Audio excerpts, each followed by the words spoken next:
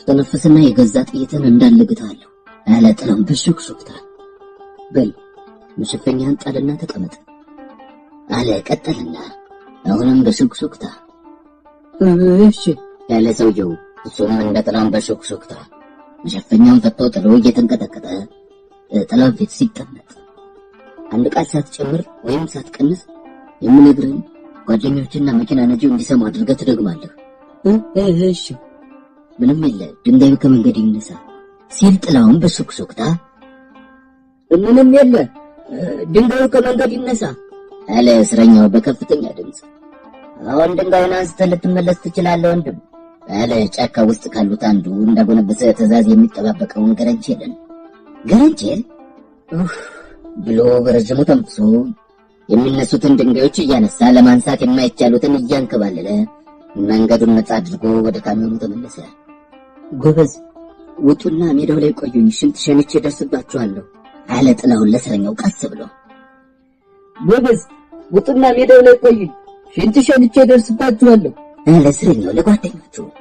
ብቻ መቀመጥ ትሻ እንደሆነ ከጅብ ጉድጓድ አጠገብ እንዳትቀመጥ አደራ።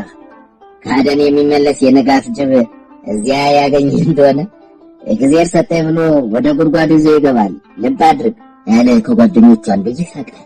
ሌሎቹም በአንድነት ሳቁና ወደ ሜዳው ለመሄድ ተነሱ። አሁን ወርጃለሁ ሂዱ ጌታ ሲል ጥላውን በሹክሹክታ አሁን ወርጃለሁ ሂዱ ጌታ አለ እስረኛው እንደታዘዘው ድምፁን ከፍ አድርጎ። ወዲያው አቶ ዮሴፍ መኪናውን አስነሳ። በሰላም ሄዱ አሉ እነ ጥላውን ፈላጊዎች ወደ ሜዳው ሲሄዱ እየተቀባበሉ። በሰላም ቆዩ አሉ አቶ ዮሴፍና ገረንቼል መልሰው። ከዚያ አቶ ዮሴፍ በርፈታ ቆሞ የጠፋበትን ጊዜ ለማስተካከል ፍጥነቱን ጨምሮ እየነዳ ጥላውና እስረኛው ፊት ለፊት ተቀምጠው እንደተፋጠጡ አዲስ ዓለምን አልፈው ቁልቁለቱን ትንሽ ከወረዱ በኋላ አንድ ሸለቆ መሳይ አጠገብ ሲደርሱ ጋሼ እባክዎ አንድ ጊዜ ያቆሙልኝ፣ ሽንት መሽናት ፈልጋለሁ አለ ጥላውን። አቶ ዮሴፍ አልሰማ ብሎ ከብዙ ጩኸት በኋላ ሰማና ቆመ። ጥላውን ቀድሞ ተነስቶ እስረኛውን እየነዳ ከካሚዮኑ ወርደው ሸለቆ ውስጥ ሲገቡ አቶ ዮሴፍና ረዳቱ አላዩም ነበር።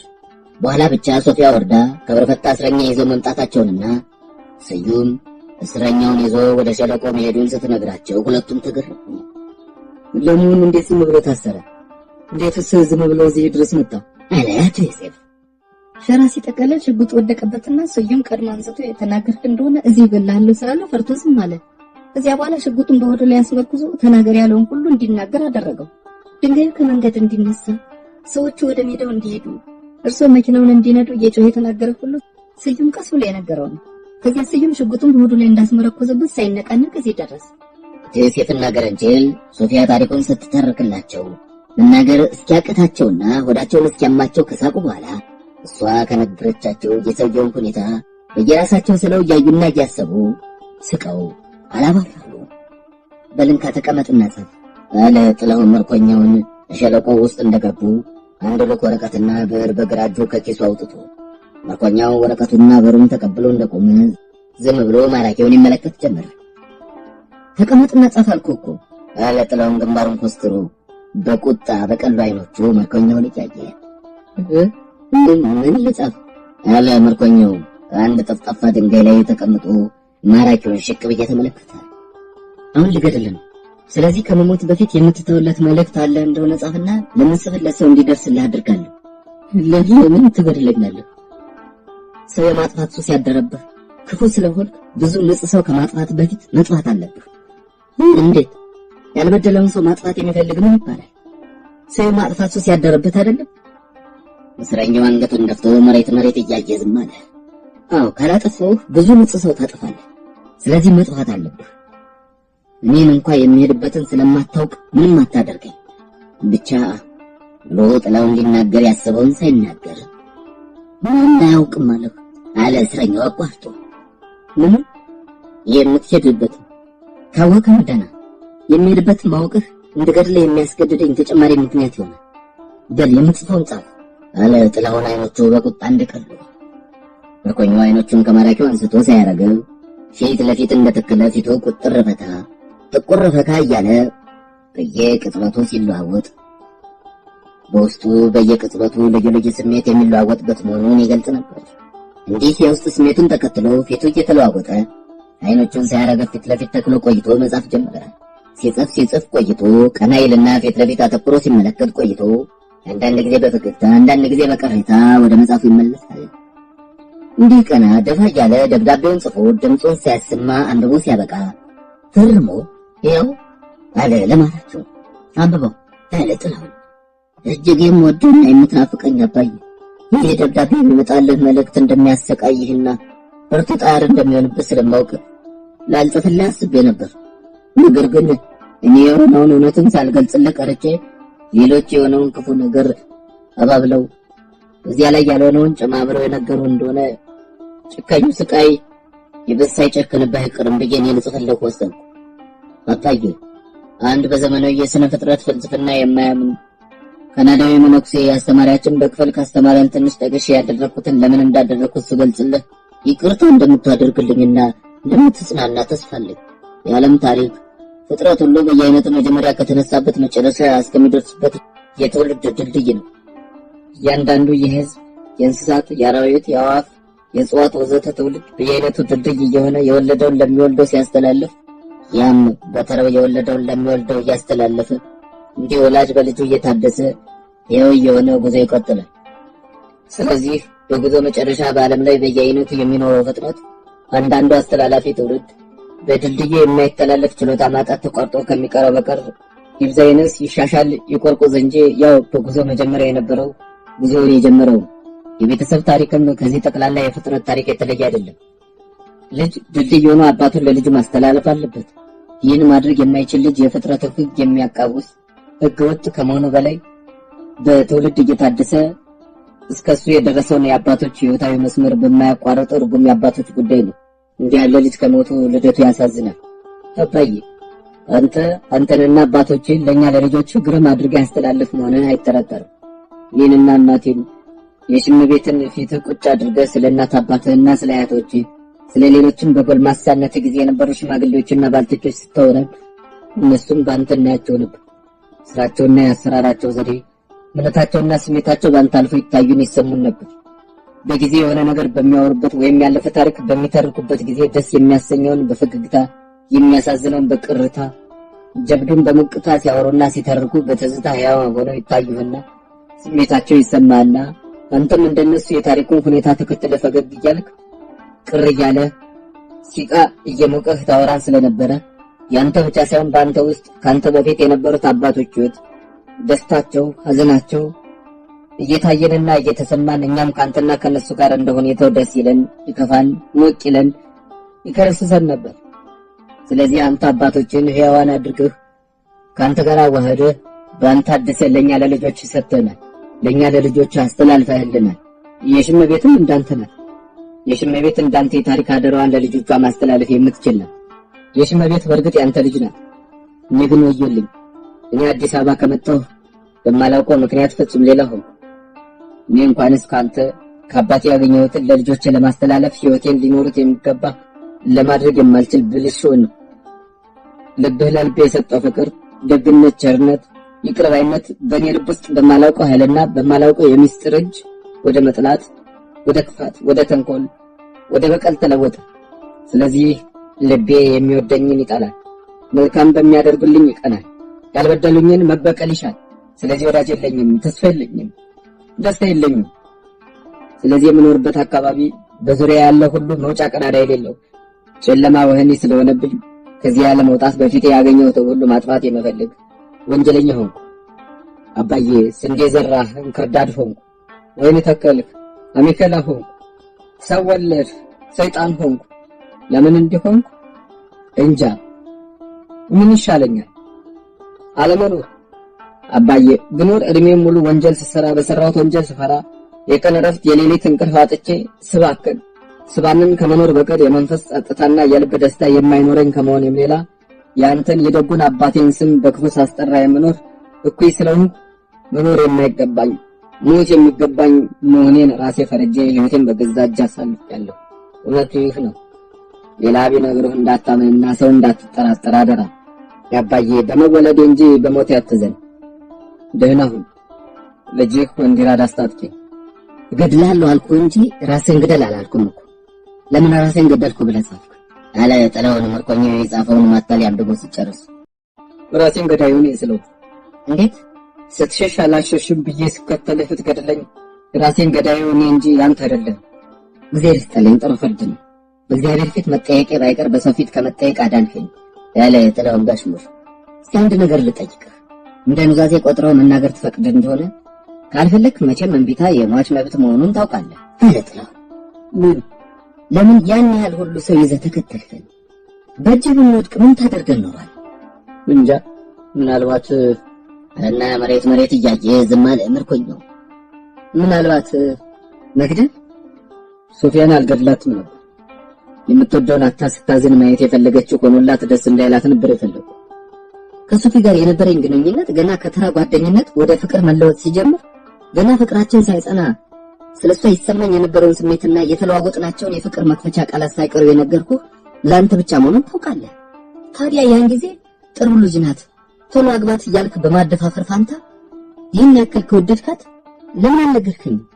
በመጀመሪያ የሁለታችሁ ፍቅር እንደ ብዙ ወጣቶች ፍቅር በተወለደ ማግስት የበዛ በሳለስቱ የሚሞት እንጂ አድጎ እዚህ የሚደርስ ስላልመሰለኝ መቼም አይሆንም ብዬ ነው። ከአንገት በላይ ቶሎ አግባት ልሄ ነበር። በኋላ ብትጸጸት ማፈር። ታዲያ የሁለታችሁን ፍቅር አልነገርከኝ? ሌላም የማውቅበት መንገድ እንዳልነበር ታውቃለህ። ምን በደለኝ ብለህ ነው ልትገድለኝ ይፈልግ? እሷን ለመበቀል ነው እንጂ አንተስ ምንም አልበደልከኝ። ለምን እሷስ አገባለሁ ብላ ቃል ስታኖር? የለም። ወዳለሁ ብላስ? የለም። ታዲያ የምትበቀላት ስለምን ነው? ወንጌራድ አይኖቹን ሲያረገው ፊት ለፊት ተክሎ ዝም ብሎ ሲመለከት ቆየና የምኖርበው መጥላት አንሱ ደግሞ እንዳትንቀኝ አልነግርህም ነበር። ነገር ግን መሞቴ ስለሆነ በነገር ግድ የለኝም አለ አይኖቹን ከተከለበት መልሶ ጥላውንን ሸክብ እያየ። ሶፊን ለመበቀል እዚህ የደረሱ አንተን የምወድህን ጓደኛዬን ለመግደል እስከመፈለግ የደረሱ ስለወደድኳት አይደለም። ታዲያስ? አለ ጥላውን በመገረም ምርኮኛውን ዘቅዝቆ እያየ። ሐረር ሁለተኛ ደረጃ አብረን ስንማር አባቴ የፈለግኩትን ያክል ገንዘብ እየሰጠኝ ለሴቶች ልጆች ስጦታ አማርጬ መግዛት የምችል እኔ ብቻ ስለነበርኩ ሁሉም በእኔ ላይ እየረባረቡብኝ እንደነበረ ነግሬሃለሁ። ብዙ ልጃገረዶች በእኔ ምክንያት እርስ በርሳቸው እየተጣሉ ሲደባደቡና በአንዳንዶችም የአካል ጉዳት ሲደርስባቸው የነበረኝ ደስታ ይህን ያክል ነው ብዬ ለመገመት ያስቸግር ነበር።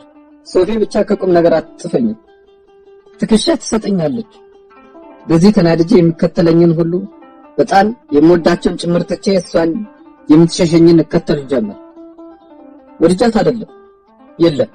ያ ሁሉ ልጃገረድ ሲመለከተኝ እሷ ብቻ ስለናቀችኝ ነዶኝ እንደምን አድርጌ አይከፍሉ ከፍዬ ድል ካደረግኳት ከማረኳት ካንበረከኳት በኋላ እዚያው እንደተንበረከከች ትቻት ንቂያት ደቅድቂያት ሲሄድ እሷ እንደገና እያማጠነች እየተለማመጠች እያለቀሰች ኋላዋን ስትሮጥ ለማየት የነበረኝ ምኞት ጽኑ ስለነበረ ነው አለ ወንዲራድ ጥርሱን ነክሶ ሲናገር። ያን ጊዜም በሶፊ ላይ ሊነቀል የማይችል ጥልቅ ቂም እንዳለው በፊቱ እየታየ ነገር ግን ያለ መሬት እያየ ትንሽ ሲያስብ ቆይቶ ቀናልና ነገር ግን እኔ እሷን ለማሸነፍ የማደርገው ጥረት ማባበሉ መለዋወጡ ውድ ገጸ በረከት ማቅረቡ በበዛ መጠን የሷ ቸልተኝነትና ግዴለሽነት እንዲያውም እኔን ወደ ማንጓጠጥ ወደ መናቅ ወደ ማዋረድ እየተለወጠ ሄዶ በመጨረሻ መጥላት ብቻ ሳይሆን ፊቴን ለማየት እንኳን እንደ ቆሻሻ ነገር ትጸየፈኝ ጀመር። ያን ጊዜ እብድ ሆንኩ። በኋላ እሷን በቀጥታ ባይሆንልኝም በጎንም ቢሆን ለማጥቃት የሷ የሆነው ሁሉ እሷ የምትወደውን ሁሉ ለማጥቃት ቆርጬ ተነሳሁ። ክፉ ነገር ማድረግ አለመጀመር ነው እንጂ ከተጀመረ ክፉ መልካምን ስለማይወድ ክፉን እየወለደ ይራባል። ልክ ክፉ ነው። ከሶፊ ጋር ልክ ተጋብቼ በልክ ወንጀል መስራት ጀመርኩና አንዱ የሰራሁት ወንጀል ወደ ሌላ እየገፋፋት ያራመደኝ እዚህ አደረሰኝ። አንተን ለመግደል ወደ መፈለግ አደረሰኝ። ጥላይ ብታምንም ባታምንም አንድ ነገር እነግርሃለሁ። አንተን በጣም ነው የምወድህ። ነገር ግን ሶፊን ለመበቀል ያለኝ ፍላጎት ከአንተ ፍቅር እንኳን በላይ ስለሆነ ሶፊን በሙሉ መበቀዬ አንተን በመግደል ብቻ መሆኑን ስላመንኩ እኔ በውስጤ ሲጮህ እሱን አፍኜ ልገድል መጥቼ ነበር። አሁን አንተ ልትገድለኝ ነው። ሶፊ ድል ልታደርገኝ ነው አለ እየተከዘ። ለምን ከከንቱነት ከግብዝነት ተነስተህ እንዲህ ያለ ክፉ ወንጀል በመስራትህ መጸጸት ቀርቶ አሁንም ከሞት አፋፍ ቆመህ የሚያስቆጭ የሶፊ ድል ማድረግ ነው? አለ ጥላውን የጥንት ወዳጁን በመገረም ዓይን እያየ። ስሞትም ከመሞቴ ይልቅ የሰው ፊደል ማድረግ እየቆጨኝ ነው የምሞት። ጥላውን ዝም ብሎ ሲያስብ ቆየና ተነስ አለ።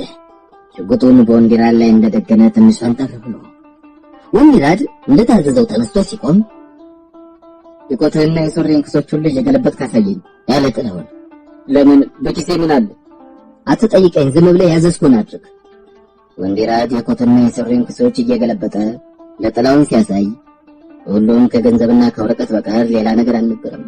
ከዚያ ጥላውን ሽጉጡ የጎረሰውን ጥይት ሁሉ አራግፎ በገዛ ኪሱ ከቶ ሽጉጥህም ደብዳቤህም እናውልህ፣ በሽተኛ አልገድልም፣ አንተ በሽተኛ ነህ፣ እግዚአብሔር ይማርህ ወይስ ይግደልህ አለ። ባዶውን ሽጉጥና ወንዲራድ ለአባቱ የጻፈውን ደብዳቤ ትንሽ ራቅ አድርጎ አስቀምጦ ወንዲራድ ግራ ገብቶት አንድ ጊዜ ጥላውንን አንድ ጊዜ ሽጉጡንና ደብዳቤውን እያለዋወጠ እያየ ዝም ብሎ ቆመ። ያዘን ሄደ አለ ጥላውን በቁጣ።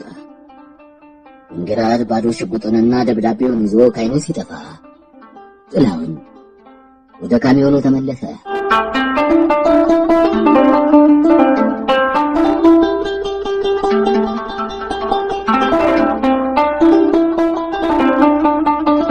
ምዕራፍ 11 በዥሮንድ ውበቱ።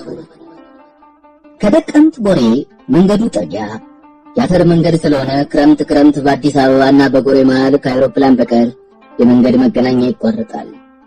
ስለዚህ ያ ክረምት ከገባ ከአዲስ አበባ ጎሬ የመጀመሪያ መንገድ ጠራጊዎች ሆነው ከገቡት ካሚዮኖች መካከል አንዱ የአቶ ዮሴፍ መኪና በመሆኑ እንደ ብርቅ ታይቶ ከትምህርት ቤቱ ቅጥር ግቢ ገብቶ ሲቆም ተማሪውም አላፊ አግዳሚውም ህዝብም ከበበው።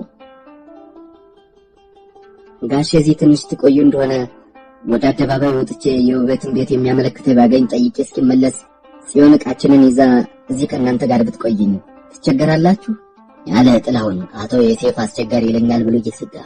እኛስ መቼም የትምህርት ቤቱ ዘበኞች መጥተው ጭነቱን አሳይተን እስክናስረክብ መቆየታችን ስለማይቀር ምንም አንቸገር። ይልቅ አንተ ከመድከም በፊት የምትፈልገውን ሰው የሚያውቁ ተማሪዎች ወይም ሌሎች እዚህ እንዳሉ ብንጠይቅ ይሻል እንደሆነ እንጂ አለ አቶ ዮሴፍ። የማንም ቤት ነው የምትፈልግ? እኔ ላሳይ ጋሼ አለ። እንግዶችና ያመጣቸውን ካሚዮን ከበው እንደ ብርቅ ከሚመለከቱት ትንሽ ሕፃናት መካከል አንዱ። እኔ ላሳይ ጋሼ አለ ሌላው። እሱም እንደ ጓደኛው ከመረዳት ወጥቶ ታላላቆቹን እንኳን ለመርዳት መድረሱን ለማሳየት ባለው የሕፃናት ጉጉት ተገፍቶ እነሱ አያውቁትም፣ እኔ ላሳይ ጋሼ አለ ሶስተኛው። ይታውቋል አንተ ቀጣፊ ውላጅ አለ የመጀመሪያው። ኧረ ቀጣፊ ውላጅ አንተ ደግሞ ቀጣፊ ውላጅ ላይ አንተ ሲታውቋል አለ ሶስተኛው። ከዚያ ገለባ ፊቱ ያገኘው ገለባውን፣ ገለባ ያጣ አፈሩን እያፈሰ ገና ስሙ ያልሰሙትን ሰው ቤት እኔ ያሳየን ሊደባደቡ ሲሉ ቆይ ግድ የለም አትጣሉ፣ መጀመሪያ የምፈልገውን ሰው ልንገራችሁና ሁላችሁም ታሳይኛላችሁ።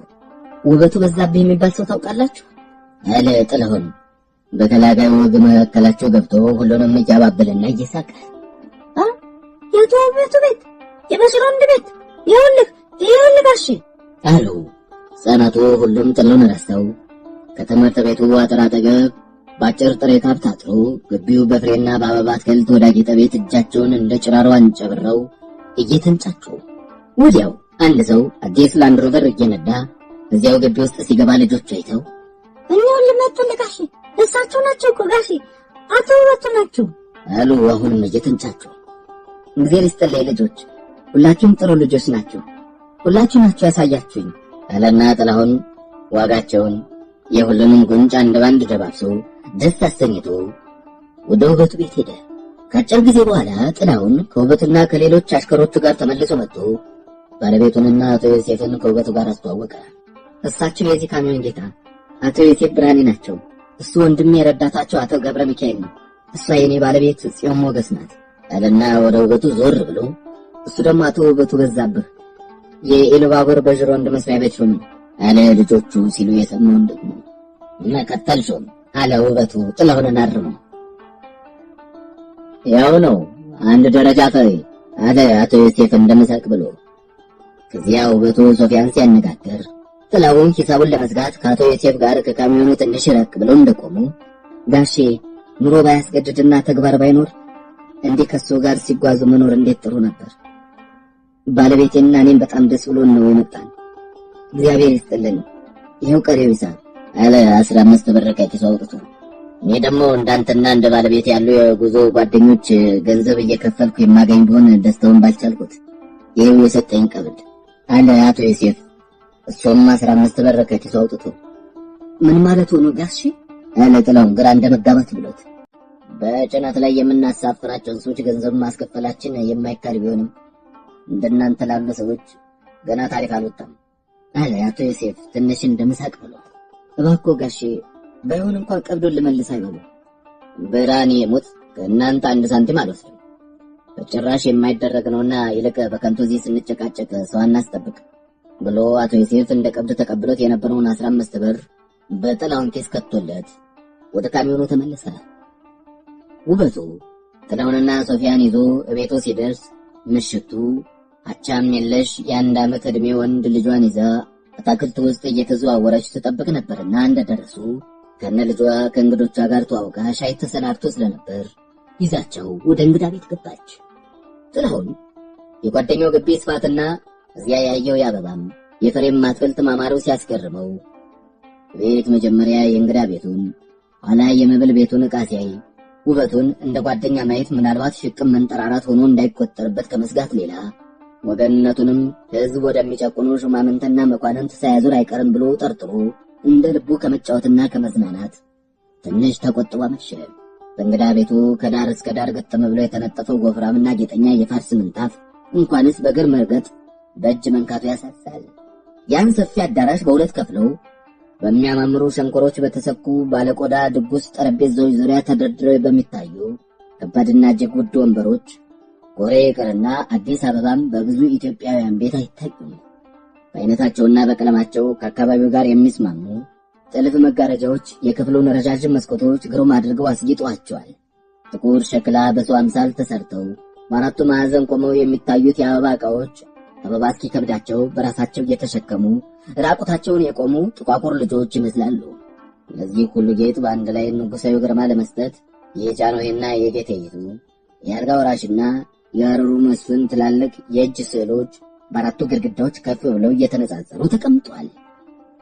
ከእንግዳ ቤቱ ወደ መብል ቤቱ ሲታለፍ የክብር አውድማ የሚያክል ሰፊ ክብ ጠረጴዛ ግሩም ሆኖ በተጠለፈ የጠረጴዛ ልብስ አጊጦ በሚያማምሩ ክፍያዊ ወንበሮች ዙሪያውን ተከቦ ልዩ የሆኑ የመብልና የመጠጥ ዕቃዎች እስኪ ከብደው ተሸክሞ ይታያል። የተኛ ራብ የሚቀሰቅሱ ልዩ ልዩ ብስል ፍሬዎች በየዛፉ ተንዠረገውና በየቅርጫቱ ሞልተው ተትረፍርፈው የተሳሉባቸው ሰሌዳዎች በግድግዳው ዙሪያ ተንጠልጥለው ሲታዩ መብል ቤቱን የፍሬ አትክልት ቦታ ያስመስለውታል። ይህን ሁሉ መብል ቤቱ ያጌጡበትን ዕቃና ያቀማመጡን ስነ ስርዓት ለማሳየት የኤሌክትሪኩ መብራት እንደማይበቃ ሁሉ ባለቅርጽ የዝሆን ጥርስ ቀንዲሎች የተሰኩ ሻማዎች አለፍ አለፍ እያሉ በብዙ ቦታ በርቶ ይታያሉ። በኤሌክትሪክ ለሻማ እስቲ እንዲህ ያለው ከቅንጦት በቀር ሌላ ምን ስም አለው? አለ ጥላሁን በሐሳቡ። ከዚያ የውበቱን የጌትነት ኑሮ በትምህርት ቤት ሳለ ስለ ሀብትና ስለ ሀብታሞች ይናገር ከነበረው ጋር እያስተያየ በአርምሞ ይገረም ጀመር። ሀብትን ሆነ ሀብታሞችን አጥብቆ የንቅና ይጠላ የነበረው ውበቱ ሀብትና ጣዖት የፈጠሯቸው ሰዎች መልሰው ለመግዛትና በክፉ መንገድ ለመምራት ኃይል ያላቸው የክፉ ሥራ ማለክት ናቸው እያለ የሰብክ የነበረው ውበቱ ተለውጦ ሀብትን የሚያፈቅርና ሀብታሞቹን የሚያከብር ከሆነ በሱ ላይ ያልተለወጠና የማይለወጥ ለመሆኑ የሱን ወዳጅነት አክብሮ የሚጠብቅ ለመሆኑ ምን መተማመኛ አለው? ምንም። ጥላሁን የውበቱን ከመጠን ያለፈ የድሎትና የቅንጦት ኑሮ ከተመለከተ በኋላ ስለሱ ያለውን ስሜት ማለት እንደ ድሮ የሚወደው መሆን አለመሆኑን እስኪያረጋግጥ ድረስ አገር ለመጎብኘት እንጂ በትምህርቱ ወድቆ ስራቶ የሱን እርዳታ ፍለጋ መምጣቱን ላለመግለጽ በሐሳቡ ወሰነ። ስለዚህ ያን ዕለት ማታ ውበቱ ሲለፈልፍ ጥላውን ያኮረፈ ላለመምሰል ያክል ያውም ላይሆንለት አልፎ አልፎ አንዳንድ ቃል በጨዋታው መሃል ከመጣልና ለተጠየቀው ከመመለስ በቀር በጠቅላላው ከመናገር ተቆጥቦ አመሸ። ከሱ ይልቅ ሶፊያ ውበቱም ሆነ ባለቤቱም ከዚያ በፊት እንደምታውቃቸው ሁሉ እንግድነት ሳይሰማት ደህና ስትጫወት አመሸች። እኔ እኮ ጎሬ ሲባል እንኳንስ እንዲህ ያለ የቤት ዕቃ ደረቅ የእንጨት ወንበር የሚገኝ አይመስለኝም ነበር። እንዲህ ያለ ዕቃ እዚህ ይሰራል ወይስ ከየት ተገኘ? አለች እንግዳ ቤቱንም የመብል ቤቱንም ዕቃ እያደነቀች። የፈረንጅ ሀገር ዕቃ ነው አለ ውበቱ ትንሽ እንደ መንጠራራት ብሎ። አንተ አስመጣኸው? የለም አንድ የአገልግሎትን ጊዜ ፈጽሞ ወደ ሀገሩ የሚመለስ የጀርመን ቆንስል ለመጎብኘት መጥቶ በከተማችን ደህና ሆቴል ባለመኖሩ አገር ሰድቦ እንዳይሄድ እዚህ አስተናገድ ነው። የሚዘዋወርበት መኪና በመስጠትም በአንዳንድ ሌላ ነገርም ስንረዳው ሰንብተን ነበረና አንድ ቀን ስለ ቤት ዕቃ ስንነጋገር ወደ ሀገሬ መመለሴ ስለሆነ ሙሉ የቤት ዕቃዬን በርካሽ ዋጋ ሸጥልሃለሁ ሲለኝ ጊዜ እኔም መሄዱ ከሆነ እውነትም በርካሽ ሳይሸጥልኝ አይቀርም፣ ያለዚያም እሱ የመስተንግዶ የባለዕዳ ላለመሆን እኔ ለገንዘብ የማልሳሳ ለመምሰል ያክል ያወራነው ወሬ ብቻ ሆኖ ይቀር ይሆናል ብዬ ዕቃውን አስጭኖ እዚህ ድረስ ሲልክልኝ ዋጋውን እስከ ማስጫኛው ልከፍል ተስማማ። በኋላ ለካስ ሁሉን የማይስት ቁም ነገር አምኖሮ ከዚህ እንደተመለሰ በአውሮፕላን አስጭኖ ሲልክልኝ ጊዜ ርካሽ አለው አታንሺው ራስ ያዞራል። በአውሮፕላን የተጫነበት ዋጋ ብቻ አንድ ጥሩ የሆነ ሙሉ የቤት ዕቃ ሊያስገዛ ይችል ነበር። ብቻ መቼስ ምን ላድርግ፣ አንድ ጊዜ ቃል የገባውበት ነገር ሆነና ፈሬ ከፈለ። መቼም ዕቃው ምንም ያክል ውድ ቢከፈልበት የሚያጸጽት አይደለም፣ በጣም ግሩም ነው ያለች ሶፊያ ለቅንጦት ብዙ ዋጋ መክፈል ከሚጠሉት ወገን ብትሆንም አስተናጋጇን ላለማስከፋት ያክል ያን ያክል ያስከፍለኛል ብዬ ያላሰብኩበት በመሆኑ ለጊዜው ደነገጥኩ እንጂ መጸጸትስ አልተጸጸትኩም። እንዲያውም ኋላ ደስ አለኝ። መቼስ ሰው በዚህ ዓለም የሚኖረው አንድ ጊዜ ብቻ እንጂ ሁለተኛ ተመልሶ አይኖር። ስለዚህ ሀብት ያለው ሀብቱ ሊሰጠው የሚችለውን የደስታ ኑሮ መኖርና ማለፍ ይገባል ባይ ነኝ። መቼስ ሀብት አስፈላጊነቱ መልካም ነገር ለማድረግ መሆኑን የሚክድ የለ። ታዲያ ከደስታ የበለጠ መልካም ነገር አለ? አለ ውበቱ ጥላሁን ዝምታ ስላበዛ እሱን ለማናገር ጭምር ባሽሙር የጎድን እያየ። ጥላሁን ሰምቶ እንዳልሰማ ዝም አለ። ጥላሁንና እኔ ትምህርት ቤት ሳለን አለ ቀጠለና። ጥላሁንና እኔ ትምህርት ቤት ሳለን ሀብት ምን መሆኑን ገና በቅጡ ሳናውቅ ስለ ሀብት እናስብና እንናገር የነበረውን ዛሬ መለስ ብዬ ሳስበው ይገርመኛል። ሀብት በባህሪው ንጹሕ ሆኖ የተወለደውን ሰው የሚያበላሽ አንድ ጊዜ ካበላሸ ቢያጥቦት የማይለቅ ክፉ ድፍ ነው እንል ነበር። ታዲያውን ሳየው እውነተኛው ነገር የዚህ ግልብጥ ነው። እውነተኛው ነገር ሰውን ከንቀት፣ ከውርደት፣ ከችጋርና እነሱን ከሚመስለው ሁሉ እድፍ አጥርቶ ሰውን ሲፈጠር በተመደበለት የክብር ቦታ ቆሞ በእውነተኛ የሰውነት መልኩ የሚያሳይ ሀብት ብቻ ነው። ጥላሁን አሁንም ሰምቶ እንዳልሰማ ዝም አለ። ጥላሁን ምን ትላለህ? አለ ውበቱ ጓደኛውን በጎድን ጎትቶ ለማናገር የሞከረው ሙከራ ሳይሳካለት ስለቀረ። ምን ልበል? ስለ ሀብት ያለ አስተያየት ትምህርት ቤት ሳለህ እንደነበረው ነው ወይስ ተለውጧል? እኔ እኮ ገና አሁን ከትምህርት ቤት ገና ነው የመጣሁት። ስለዚህ እንኳንስ እምነቴን እንደምታይን ልብሴንም አልለወጥኩ ሲል ጥላሁን ትንሽ እንደመሳቅ ብሎ ሁሉም ሳቁ።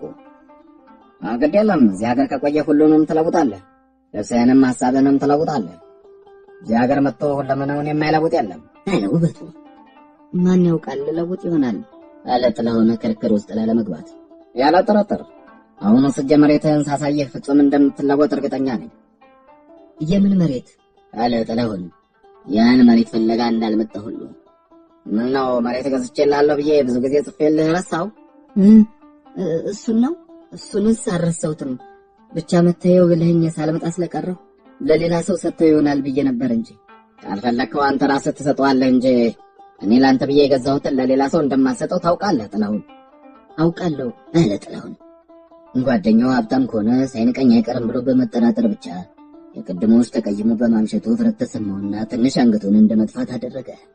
እርግጥ በፖለቲካ አስተያየት በኩል ውበቱ የድሮ ውበቱ ከጥላሁን ጋር ተማሪ ሳለ የነበረው ውበቱ አይደለም፣ ሌላ ውበቱ ሆኗል።